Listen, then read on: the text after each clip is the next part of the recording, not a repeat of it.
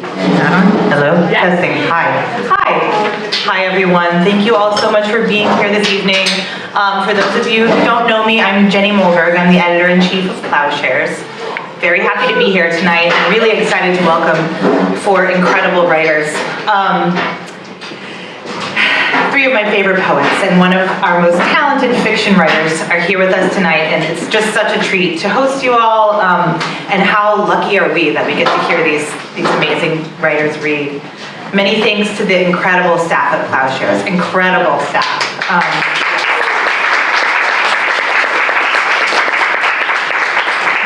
Who all work tirelessly to usher great writing into the world. Thanks to Rachel Dillon, our managing editor, for making this and all our other issue launches happen. Rachel, you're incredible. What would we do without you? In a new year that has already been fraught with loss and fracture, this winter issue reminds me of language's power to confront despair, challenge apathy, and craft beauty from fracture. To reach out beyond the personal, beyond the page, towards shared experience. In my editor's note for this issue, I highlighted the work of writers we have lost in the past couple of years. So I want to recognize them again tonight. Jennifer Martelli, Michael Burkhardt, and Elizabeth Bernays. Jen was such a bright light in our local community, and Michael Burkhardt is especially important tonight as he was the mentor of one of our readers, Bridget Lowe. In last week's staff meeting, I read the words of the great James Baldwin to remind us in the midst of a difficult time why we work so hard to do what we do. So I'd like to repeat those words now. You think your pain and your heartbreak are unprecedented in the history of the world, but then you read. It was books that taught me that the things that tormented me most were the very things that connected me with all the people who were alive, who had ever been alive. I'm extremely honored to kick off our reading with one of my favorite humans, poets, and writers on the planet. I don't know if y'all have seen this trend where people are posting things from 2016, like images from 2016.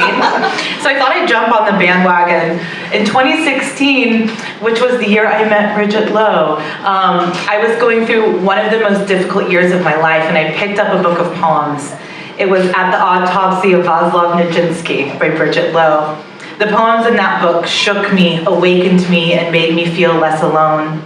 A couple of years later in Kansas City, I was introduced to a poet, and when she said, "Hi, I'm Bridget," I was like, "Oh my God, are you Bridget Lowe?" She was somewhat surprised that I recognized her from her author photo and also like imagined her entire life because she felt so connected to me. And her poems just made me feel like I had this very important friend that I had yet to meet, and that came true. So fast forward 10 years later, and she is one of my most precious friends, someone whose poems continue to astonish me, and I'm very proud to introduce her to you tonight. Bridget Lowe is the author of the poetry collections My Second Work and At the Autopsy of Václav Nijinsky, both from Carnegie Mellon Press, University Press. Her poems have appeared widely in publications, including The New Yorker, Poetry, American Poetry Review, Best American Poetry, The New Republic, and elsewhere. Please join me in welcoming Bridget.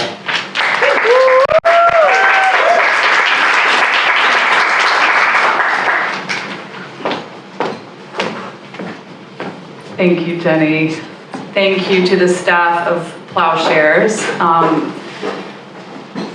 This publication means the world to me. It means the world to a lot of people, but getting to work directly with the staff, preparing to have poetry and my first fiction publication in this issue, the kind of care and stewardship that Ploughshares provides is part of the excellence among so many other things that you all do so beautifully. And thank you to Trident for hosting. Coming through this like trick door felt like a 10-year-old me dream coming true. So I'm really excited to be here. I think I'm a little tall for the microphone. I'm gonna see if I can, there we go, that's gonna be a little better. Also, Ploughshares is really special to me. When I was writing poetry, coming out of my MFA in 2009, working really, really hard on publication, trying to get a poem accepted felt like an insurmountable task in that time of life. And I happened to have 3 poems accepted by Ploughshares in 2010. And I just share that because that was 16 years ago. And that may sound like nothing, but it was a lot of work. It's always a lot of work. It never stops being a lot of work. And to get to be here again and to be here with Jenny and the other readers is just truly a delight for me. So anyway, I'm going to read an excerpt or a few excerpts from the story that's in the issue, and then I'm going to read the poem and a few poems that are, I think, thematically related to the poem that is in the issue. And I just got my issue tonight, so bear with me, I'm going to be thumbing through some stuff. And I got 15 minutes, and I'm really bad at keeping time, so Jenny, will you just give me a little kind of like get off the stage, heads up when it's time. Okay, so I'm going to start with this story, My Summer of Love.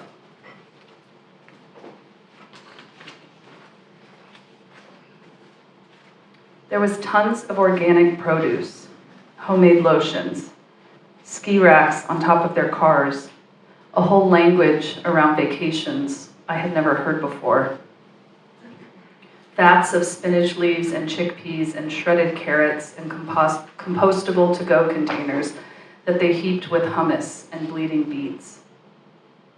I emptied their trash cans and scrubbed the toilets of their human folly, their highly specific, acidic endeavors toward health, cleanliness, longevity, endurance.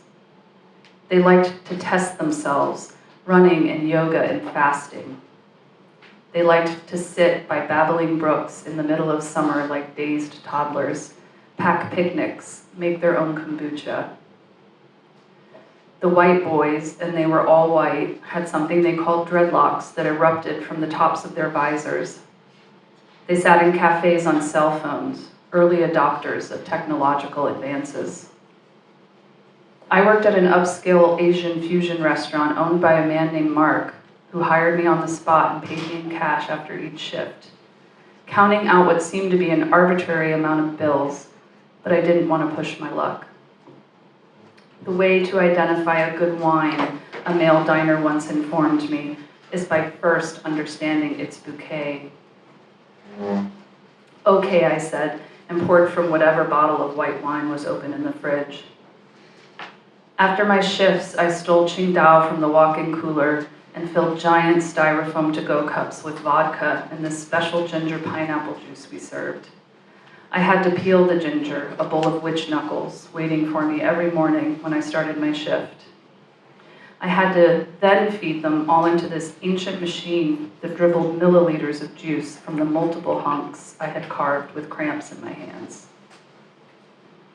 Any weekend I didn't have a shift, I worked weddings for a local caterer Marnie hooked me up with. Somehow so many people in love that summer in Vermont, that particular June and July and early August, having backyard weddings with big white circus tents, where I was instructed not to speak and not to eat the food. I realized quickly I was also not to make eye contact, as everyone I looked at quickly looked away. I didn't own any of the correct clothing, so I borrowed a school shirt from Marnie's sister, black pants from Talbot's from Marnie's mom that were too short on me. I looked like a secretary, a mime, and a caterer all at once. I filled bowls with white bean spread, and when they were scraped clean, I filled them again, raised the scallops wrapped in bacon over my shoulder and up toward the sky.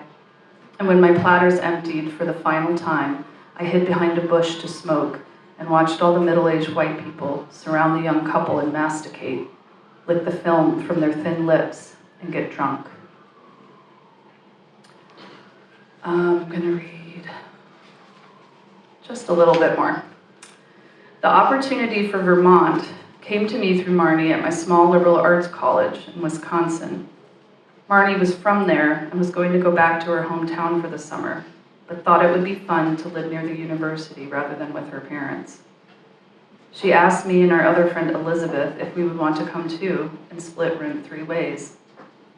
Elizabeth's dad lived in Vermont, so this made sense for her, the way it made sense for Marnie. I said yes right away in case they would ask someone else if I said no. The problem was I didn't have any money. I lived in Kansas, so this seemed like a once-in-a-lifetime opportunity. When spring semester ended, I went back home, had a garage sale where I sold everything I owned that was still there. Plus I put a 1989 Ken Griffey Jr. card on eBay. It wasn't one of the most valuable ones, but still worth a few $100. It had been my brother's and was one of the many things he had traded or sold for drugs a few years before. But I managed to get the guy who he sold it to sell it back to me for the same amount by telling him I'd go to the police if he didn't.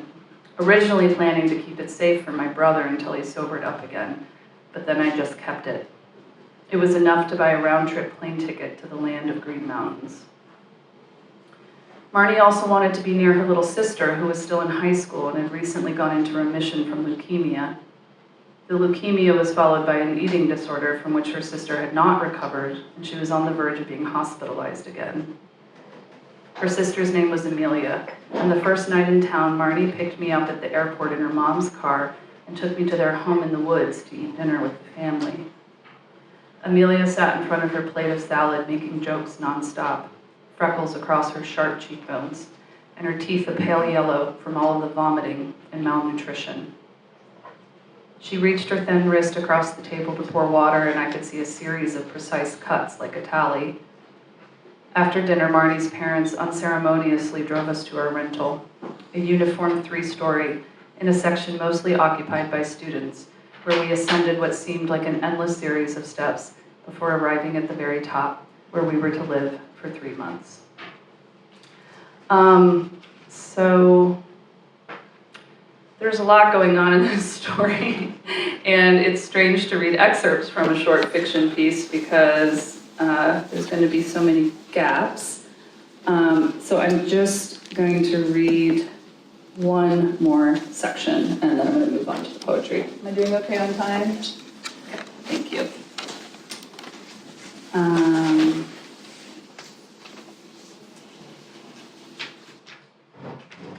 Three girls downstairs were subletting the rooms upstairs for the summer to the 3 of us, but none of the girls who occupied the nicer part of the house were home very often. The 3 of us living in the upstairs were all art students or trying to figure out what that might mean. The girls who lived downstairs, when they did come in and out of the house, looked like athletes of some kind, tall and solid and horse-like, with their long, plain brown ponytails.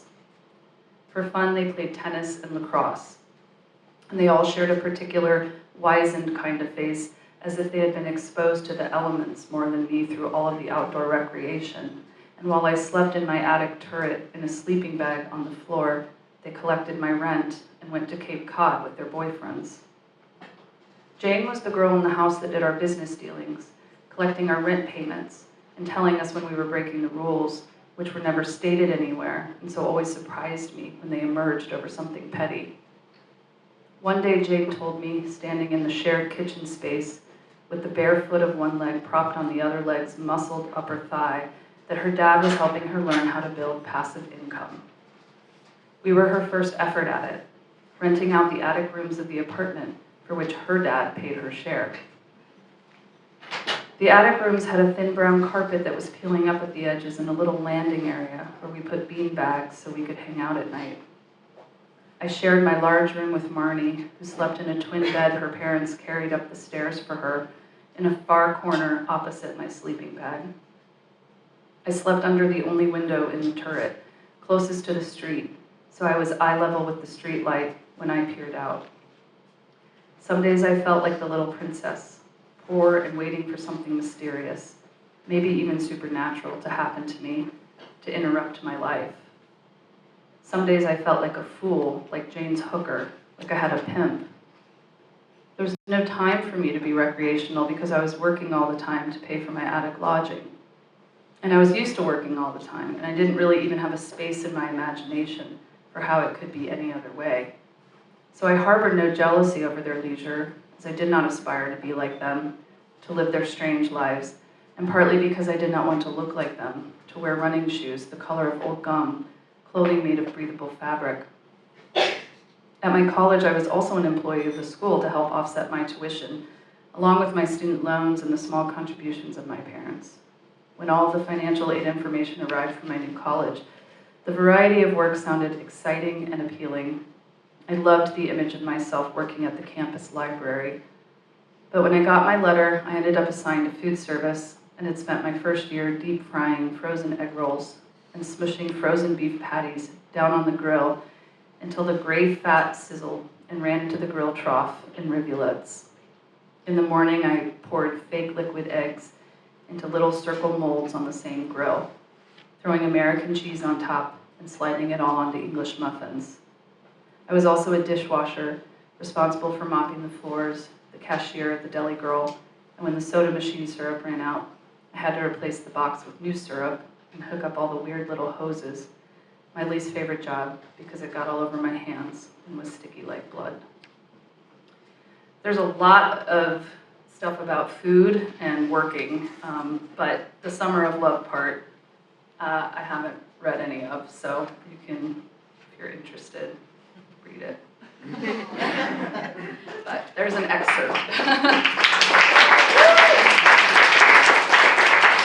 My second book of poetry is called My Second Work, and it's basically like the theme of that book is work and labor and all different forms of labor and work. And I realized now I've had enough time to sort of observe myself doing what I do to be like, I guess this is something I'm extremely obsessed with. So anyway, this is the poem that is in the issue. It's called Black Sheep, and then I'm just going to read a couple extra poems, like I said, that are thematically speaking to this poem.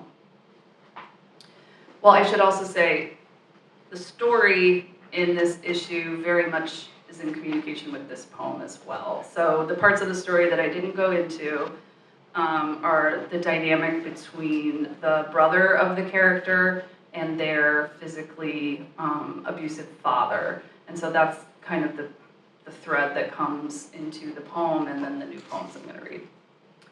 Black Sheep. We pretended not to see him weeping. The fog clotted in his throat, his filthy coat.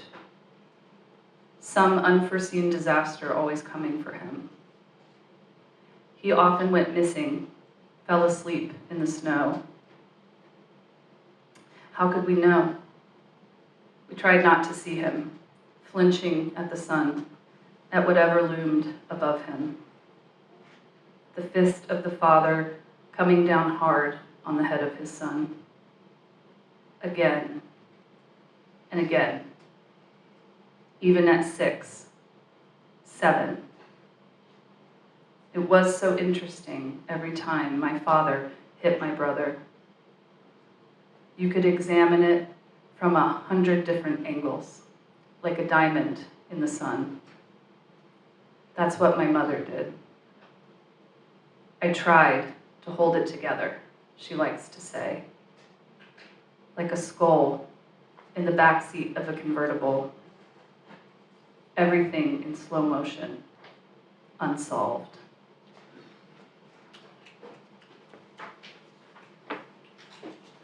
And then these are poems from the new book I'm working on. A vacation.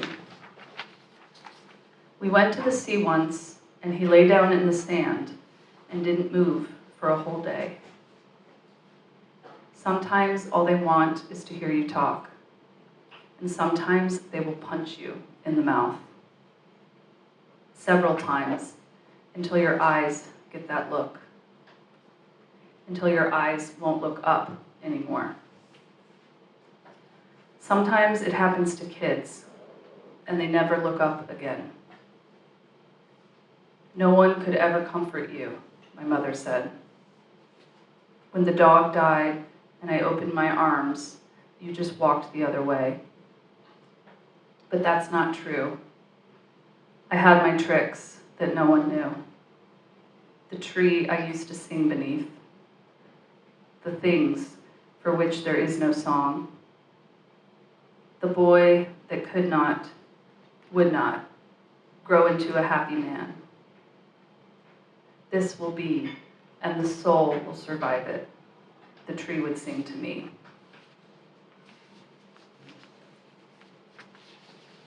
Waiting. My first great love was a drunk, her long dark hair falling over my face. But even that is made up. My mother wore her hair short. She used to cut it herself, a shaggy bob that did not flatter. The truth is, my first great love grew up beside me like a wild sister, prone to putting her head down on the kitchen table in the middle of dinner, saying she wanted her own room, that she was going to run away. I was the one whose job it was to beg her to stay. I'd sit at the edge of her bed and touch the hem of her bathrobe with my small hand. At night, I looked for the big hand reaching down to me. I waited for a little rope ladder to fall through a cloud. The word of the day, I love it. Why is this my life, she'd cry. But it wasn't a question, and it wasn't an answer. And then the last poem I'm going to read is also about my mom and for my mom. Her misfortune is still beginning and has not yet reached its peak. My mother in those weird shoulder pads and ankle-length skirts, clip-on earrings, fake pearls pressed into fake gold that violently reddened the flesh of the lobe. Some busted version of Mary Tyler Moore, toothy, determined, full of promise. Freeze frame of her mid-hat-tossing gloat, broke, but still full of hope, as we drove her to scream therapy and picked her back up. Watched her hug the middle-aged couple on their porch as they stroked her arms and touched her hair. Waiting our turn in the dark of the car, my dad just sitting there, eating sunflower seeds, spitting the shells out the window as the dogs barked in the shelter next door. As a child, some of her teeth had been filled with gold. They caught the light when she would laugh. We felt so rich each time she laughed. When she had them pulled, we drove to a strip mall where a sign said, "We turn gold into cash." She took the teeth out of a plastic bag. This is the only story she doesn't want me to tell. This is the story she hates the most. Thank you.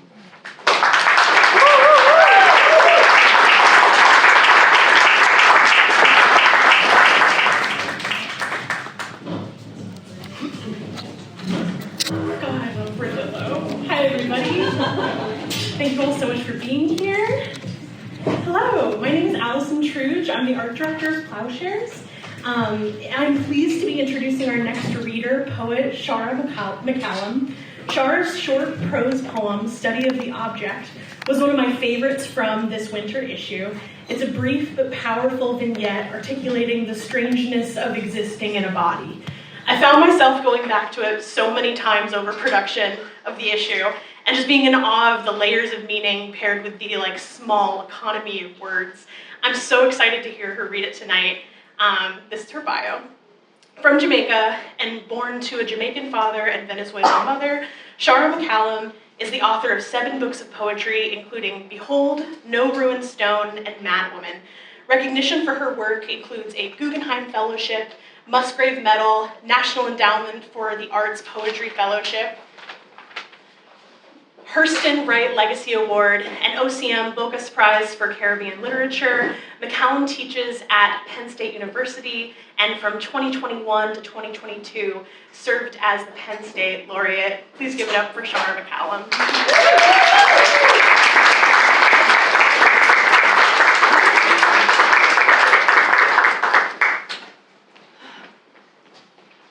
I have the opposite problem, Bridget. If I can do this without making it fall all the way down, it will be a miracle. Okay. Good evening. How are you all? Yes, I'm so delighted to be here and to read. Bridget, that was a really powerful reading. Thank you so much. With Bridget, Maggie, and I don't know where Allison is. Okay, there you are. Yes, of course. And also thank you to all of you for coming out. It's really wonderful, especially because it's so bloody cold. It's great to see so many people. Thank you so much again, Truge, for the amazing intro, and everybody at Ploughshares for this issue and for having me in its pages. It's an honor. I'm just going to read 5 poems, including the one from the issue. They're all from Behold, which is the book that is coming out this year in many ways. Thank you. It's an ongoing engagement for me with the question of how we see and are seen.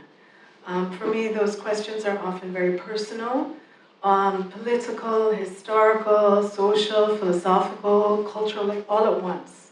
Hard to disentangle.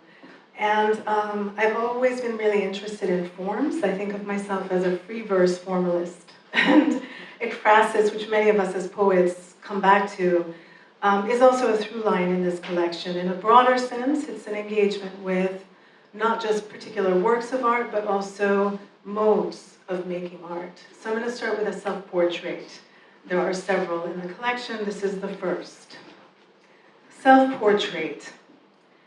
At this point, I don't know what in me is Jamaican versus American, or reaching further back, Trinidadian, Venezuelan, African, Scottish, English, you get the drift. I thought every mickle mecca muckle was from Kingston soil sprung, until in Edinburgh, I heard it in the mouth of a Scotsman. For years, I filed my grandmother's doo-doo as patois, failing to detect Trini French patois in her mongrel dialect. How do you say aluminium or Armageddon? Ah, for me, there interposes an extra syllable, an invisible I. And why should any one I matter is a fair question. Only because the alternative is worse. And since we're on the topic of the singular, about this subject, she's awfully tired of being parsed to see if she's a fraud. I'm going to read this poem for Jenny, because before you all got her in your lovely city of Boston, she was the editor at Pleiades, who was so kind to publish this poem, among others of mine in the past. And also I want to read it because the work of this project involved me going to museums, and one of these was the MFA here in Boston, out of which this poem arose. They had an exhibit on called Tender Loving Care, where they were commissioning work by new artists and putting those in juxtaposition with works that they already held in the permanent collection. It was an amazing exhibit. The way that curators work, they often hang poems that are in conversation with one another, paintings that are in conversation with one another. I think of ekphrasis as a conversation. So in these poems, I'm often having a conversation with the art, and there were 2 pieces hung right next to each other that I felt were in conversation with one another very clearly, out of which this arose. Those 2 pieces are Machetazo by Bonnie Ramirez and Blonde Dreams by Alison Sarr. if you have a desire to use your telephone, you can look up these images, right? And that's okay with me. Wilding. You can take the girl out of the wilderness. You can strand her, bewilder her for a time. You can even hang her upside down in your rickety attempt to shake loose the source of her power. But you won't ever disentangle the wilding from her, the force of 1,000 suns unfurling and hurling her toward the ground. You won't be able to erase the traces of salt lacing her ravenous dreams. Oh, you can try unwebbing her feet, but the lizard in her will keep sunning itself as the day is long, and at nightfall will crawl up your walls, lurking at the corners of your vision, goading you on while she thwarts your every endeavor, abandoning her tale, anything required of her to keep eluding your capture.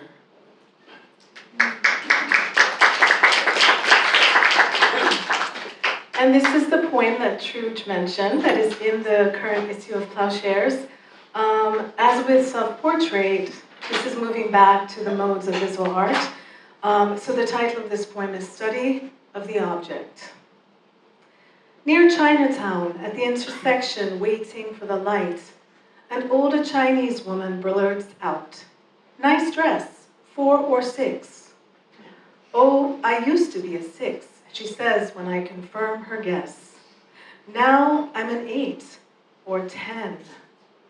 Chagrin lingers in the air, and I want so badly a rescue from the body.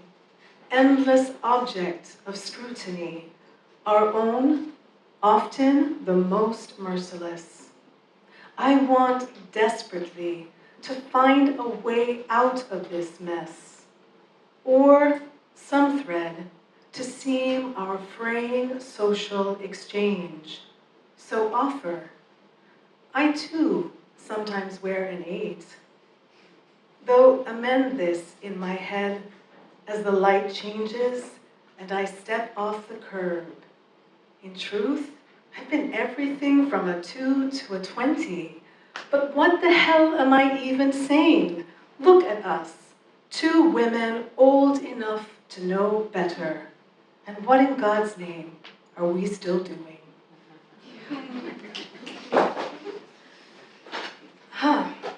And continuing the theme of the body, one of my interests with art is the tradition of the nude, the long tradition of it, particularly the tradition of the female nude, most often captured by male painters, and the vision is of the male gaze.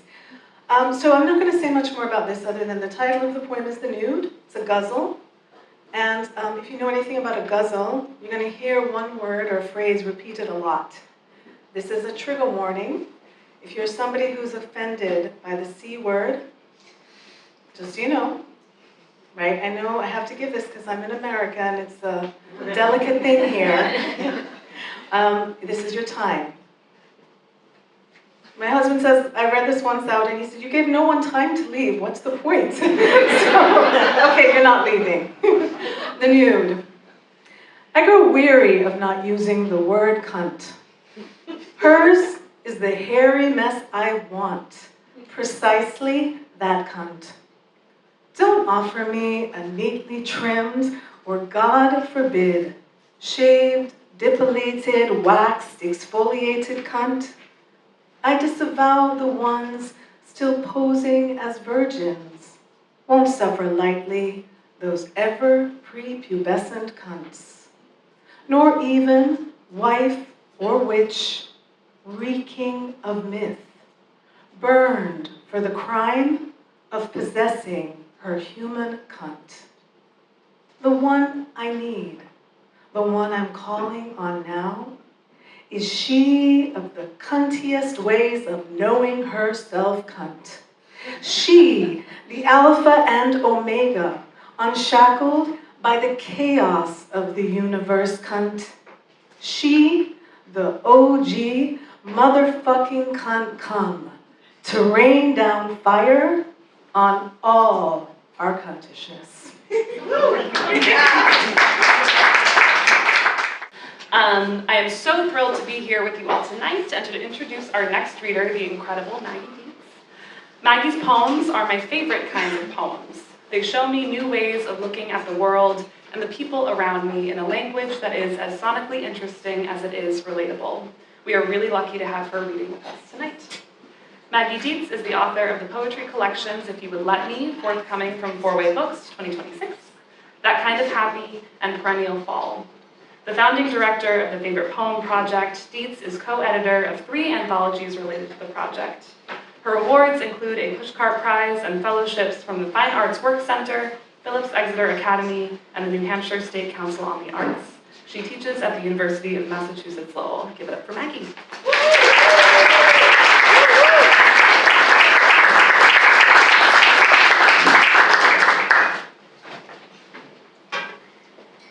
Thank you, Rachel. Oh, well, I think I'm somewhere in the middle. There we go. I think that'll go. Yes, you can hear me? Yes? Okay, great. I'm never nervous, but I may shake. I don't know why that happens when I'm holding papers. It's like I want to lean on something. But thank you, Rachel. Thank you, Jenny. Thanks to all of the Ploughshares staff, and it's wonderful to be here and to read with Bridget and Shara. You told me this thing happens with the names. All of a sudden you get up here and you're like, who am I? What is my name? Allison, just you know. Oh, and Alice. Oh, yes, you did that. Right. Because of True. Yes, I know. Sorry. Okay, this is nice that there's some levity because it's gonna, I gotta stay this way, yeah. I was thinking that, so my next book, which comes out in about 7 weeks, it uses, I would say, and I'm comfortable with that word uses, the myth of Demeter and Persephone. As a way, I think, I used to think it was sort of like something to hide in, but now I actually think of it as sort of a shelter. And I'm not going to read a lot of the many poems that explicitly reference the myth, but there are characters in the book, one an I who's Demeter-like, and one a you who is Persephone-like.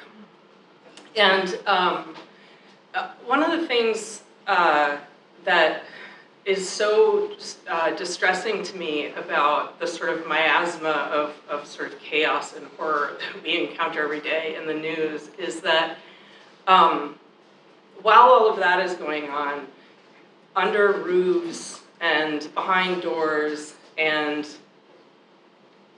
behind skulls, there's still all this sort of regular difficulty and suffering that has nothing to do with the news.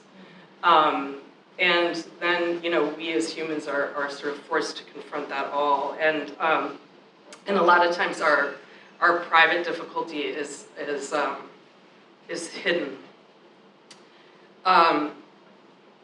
Lament. Before you were born, I gave you the meadow. I gave you the soil, the seed, and the plow.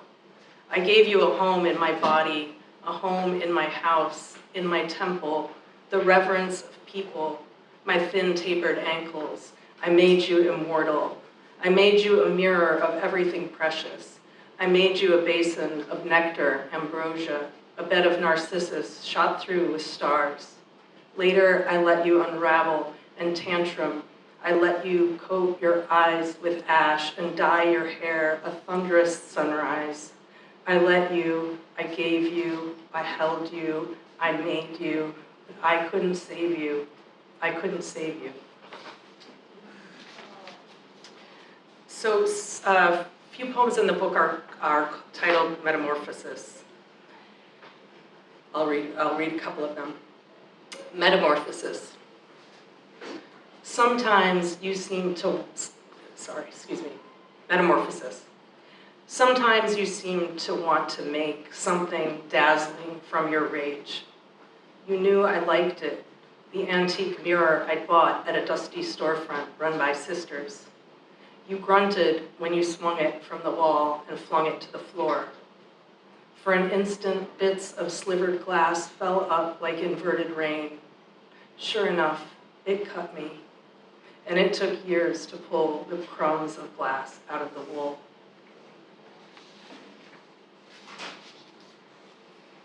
So, if you're familiar with the myth, which I'm not going to gloss, but winter is the hardest time for these two characters. And I've never read this poem anywhere before, but I thought, given the temperature today, it might be appropriate. Glacial. For weeks, the kettle steamed its aching siren, singing deep into this house of ice. Now, even the lamp of my longing is spent, a jumble of moths in the globe. Nothing outside survives. The errant spores have breathed black peonies onto the shattered plaster. From the empty bed upstairs, the springs uncoil a warped refrain. You made this cold, now live in it. Am I even awake? Are those embers or icicles cracking in the grate? Metamorphosis. The bluish underside of your left arm is from wrist to elbow latticed with white and pink lines. The madness of their overlapping is like a game of pickup sticks. The stakes are graver, the lines a ladder, leading to the next time you need to try to get the hell out of you. The little windows between the lines recall the times we draw with sidewalk chalk, teetering hopscotches the length of the whole block, and throw pea gravel from under the gutters to show us how far we could go on the Sisyphean path to starting over again. Never long enough to make the game go on forever.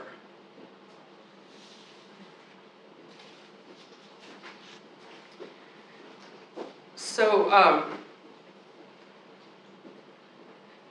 maybe there are elements of this one that are a little bit funny. And it's weird reading from this book. I've never written a book in which the poems are, many of them, interrelated, and I've never read a book for which there's really not a lot that I want to say with respect to context or that I want to do with respect to like witty banter. So, you know, I don't have that cushion for myself, but this one's about my grandma. Privacy. My grandmother pulled cheer infinitely out of herself, like a train of knotted scarves. Babies, too, seemed to unfurl endlessly until the ninth one almost killed her. Quiet was scarce. She implored the plaster and the chandelier, please help me, Jesus, give me strength. So frequently, the toddlers thought God lived in the ceiling. I can't have a moment's peace, she huffed, face crumpling at the altar of the ironing board, when the elder daughters, my aunt and mother, patted down at night, assuming she'd enjoy their company. A mother contemplates her kids never existing, only in the alcove of her mind, where the thoughts are safe from God.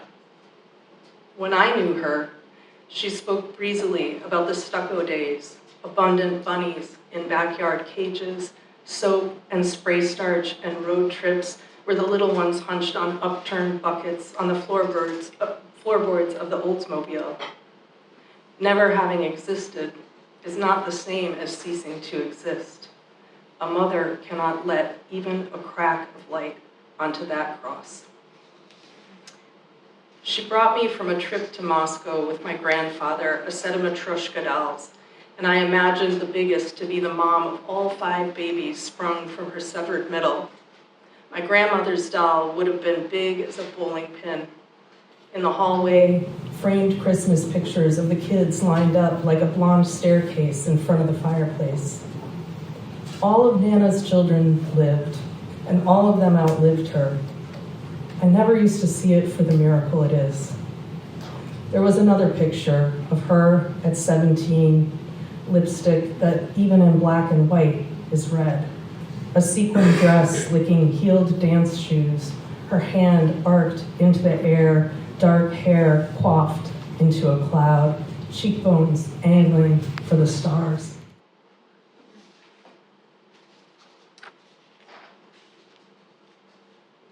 I'll read the poem that is in the issue and one more.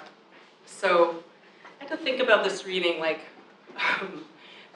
how to let the poems be the context for the poem that appears in the magazine. So this is Someone Else. I entered someone else's suffering, and when I surfaced, I looked behind me into the sheen of it.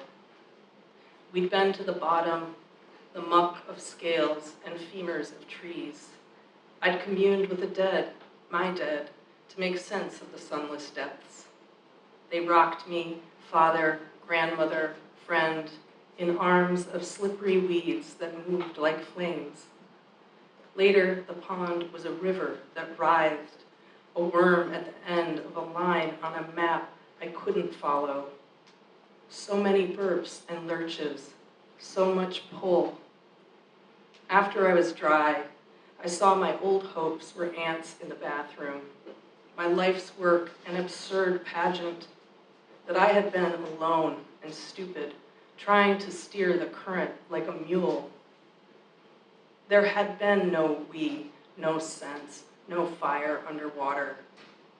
In the mirror of the river, a silver river inched like a fish along a woman's scalp. I was supposed to know this woman. I was supposed to love her.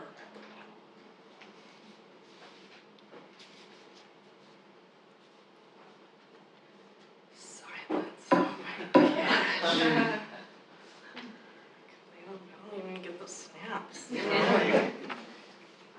Ouch. Okay. This poem is titled Reprieve. And I'm going to bring us to summer since I also went to the depths of winter. And I think that there are some poems along these lines in the book, and I think that the notion that there was a time before gives us hope that there will be an after. Reprieve. High summer after the lilacs, and it feels like the days never end. The morning glory seedlings have just begun to nose their way onto the poles, furred vines, sentient as snails. The dog luxuriates sideways in a rectangle of sun, only moving to nip the air when a bumblebee trundles by, furbished in gold. Flightless chicks open their throats, all hope. The sedum is only green and green, the apples too, and hard as marbles. Everything is only about to happen, and you are here, turning cartwheels in the grass as I turn the pages of a book I don't intend to finish. Come sit with me, and I will be your shade tree as we rock on the glider through the long afternoon, adrift on the river of the cicadas' endless, spectral tune.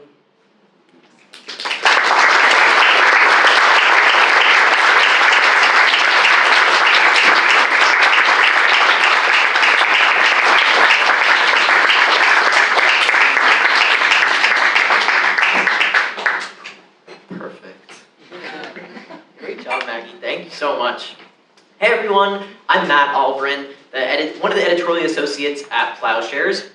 I know what you're all thinking, but no, I'm not up here for the raffle just yet. I've come actually with something better first. So I'm actually up here to welcome our final reader of the evening, Alice Hoffman, whose piece in our winter issue dazzled me. I'm sure I'm not the only one who thinks of magic when I think of Alice, and this piece is no exception, as it's littered not only with magic in the traditional sense, but magic in the sense of humanity transcribed on the page. I cannot wait to hear it read out loud with the rest of you. Alice Hoffman is the author of more than 30 works of fiction, including When We Flew Away, The World That We Knew, The Marriage of Opposites, The Red Garden, The Museum of Extraordinary Things, The Dove Keepers, Here on Earth, and Oprah's Book Club Selection, and the Practical Magic series, including Practical Magic, Magic Lessons, The Rules of Magic, a selection of Reese's Book Club, and The Book of Magic. She lives near Boston. Please join me in welcoming Alice.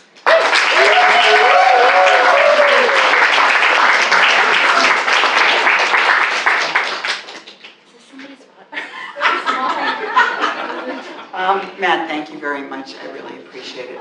I am a big fan of Ploughshares. I've been involved with the magazine for a long time. Jenny, thank you very much. Rachel, thank you for inviting me.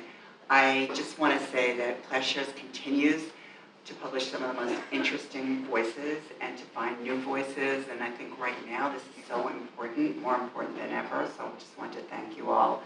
And it's very hard to follow three fabulous poets when you're a clunky fiction writer. See what I mean? I don't know how to do this at all. I'm actually going to sit down, I think, to read the story, but I just wanted to say one thing just as an introduction.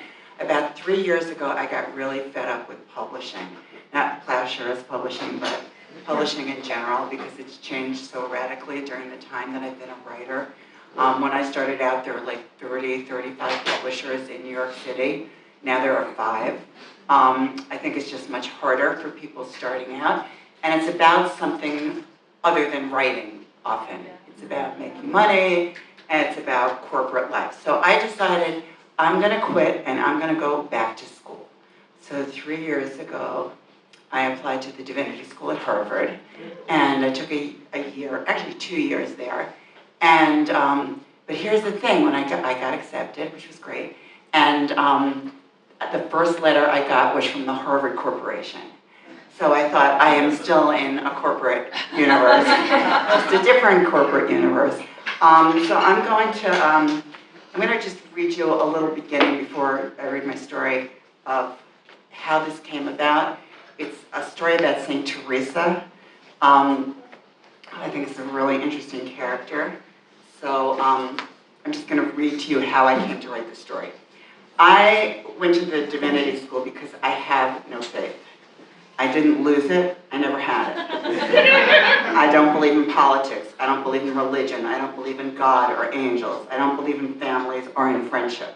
I don't believe in unconditional love. I don't believe in love at all. Sorry, it's a little depressing. That is, as a person. As a writer, I believe in everything. I am a divided self, and if my disassociation began in trauma, it's been lived out in reading and writing, most especially in writing. And this is a quote from St. Teresa. A rapture came upon me so great that it almost took me out of myself.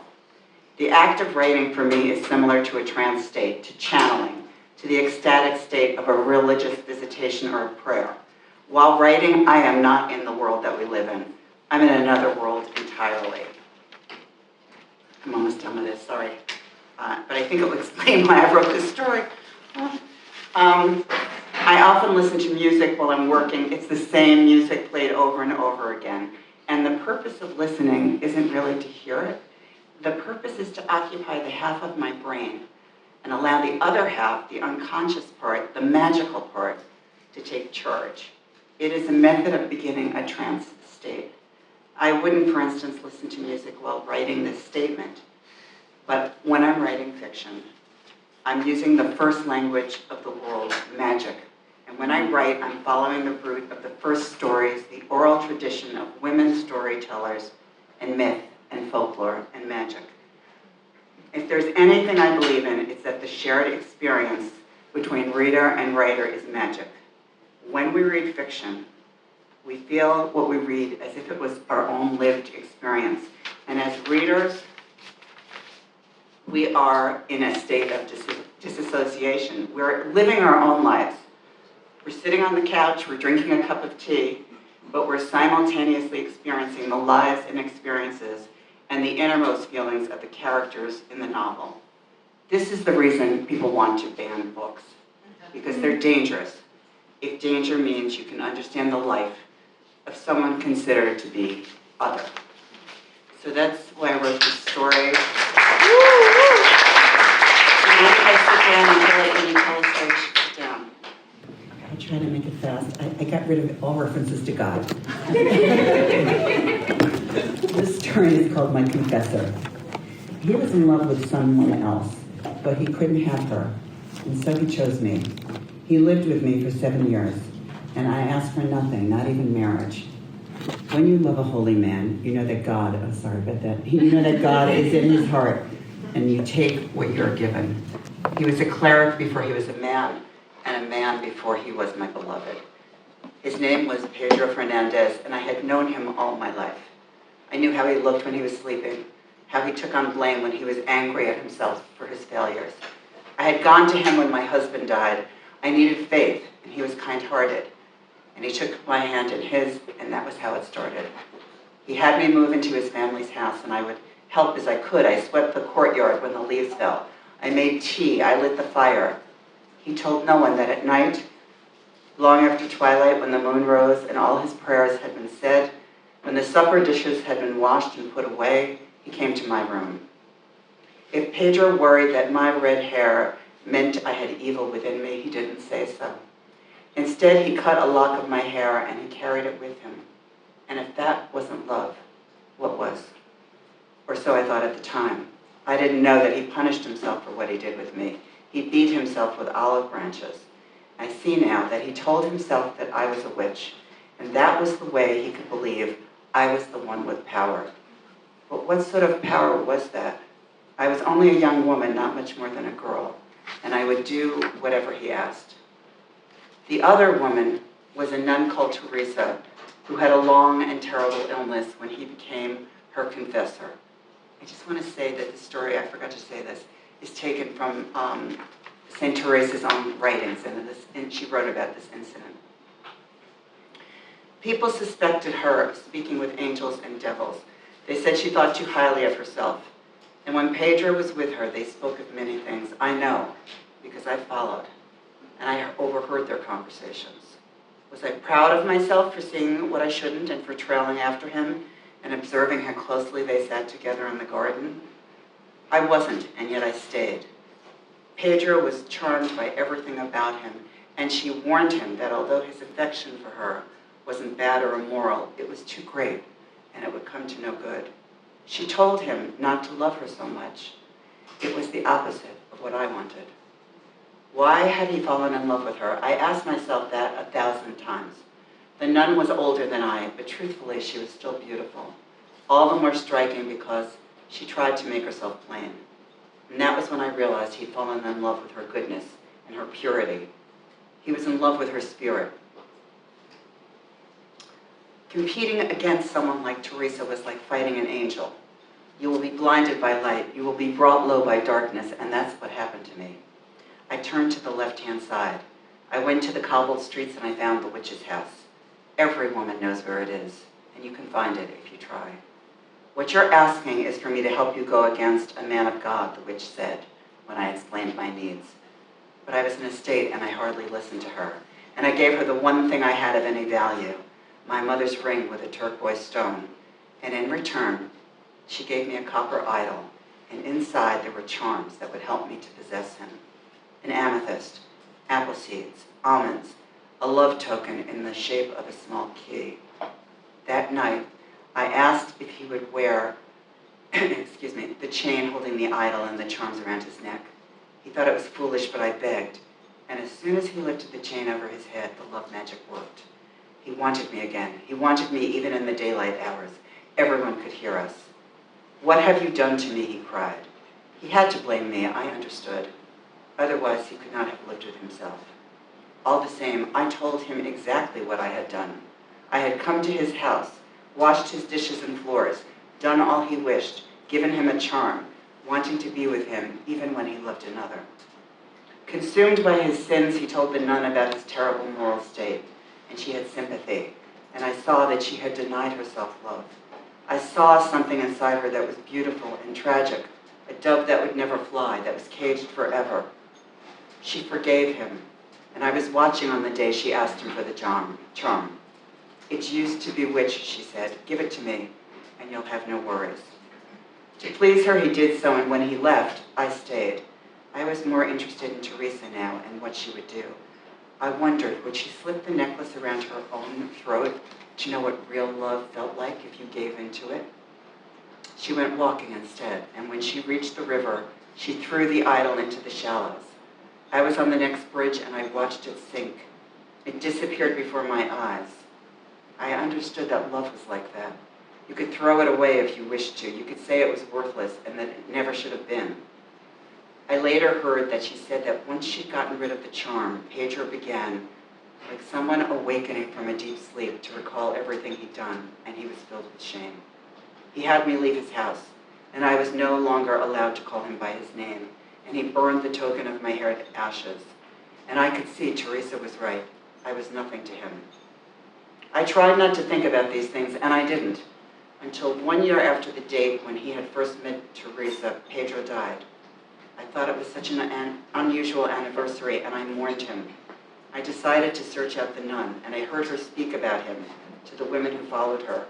I sat in the back of the chapel, and she said, when she saw a mortal sin, she did what she could to avoid it, and that seeing this human tendency in herself had helped God to know her more.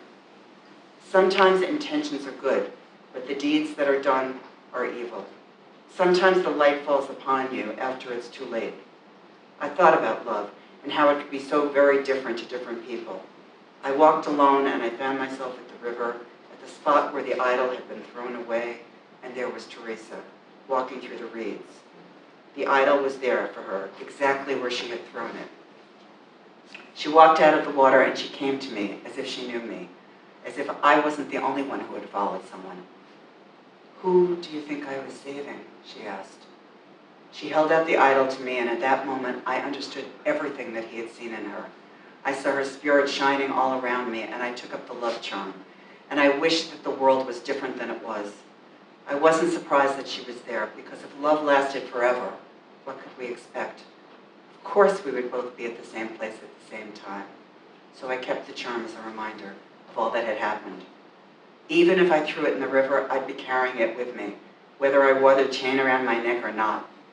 And each time I saw her after that, as I sat in the rear of the room where she spoke to the women who adored her, I knew she was wearing it too. Thank you.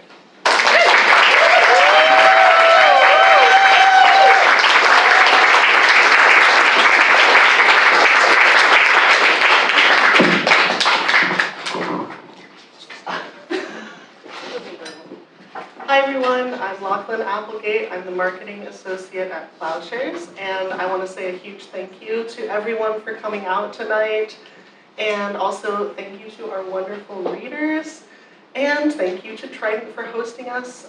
Please support the work they do by buying refreshments, and you can also treat yourself to a copy of our issue and the readers' books in the back right over there. And for those of you who've been waiting all night, I will now draw the raffle.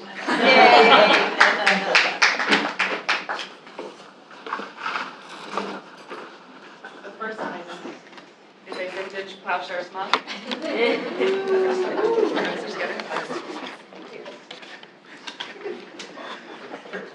Oh, Shara, you have won.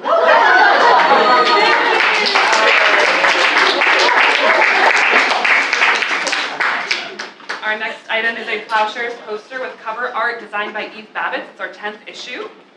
Next one, let's move. Oh, hell yeah. So good. This is Karen Harris. No? That's it.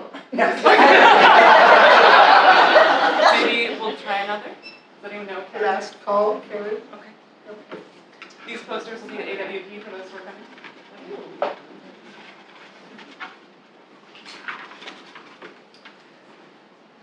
Deborah Barlow. Barlow. Woo!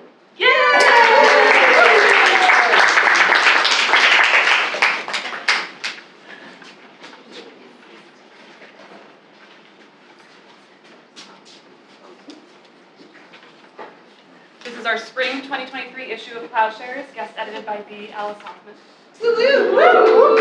I have Jim Dunn. Jim left. No!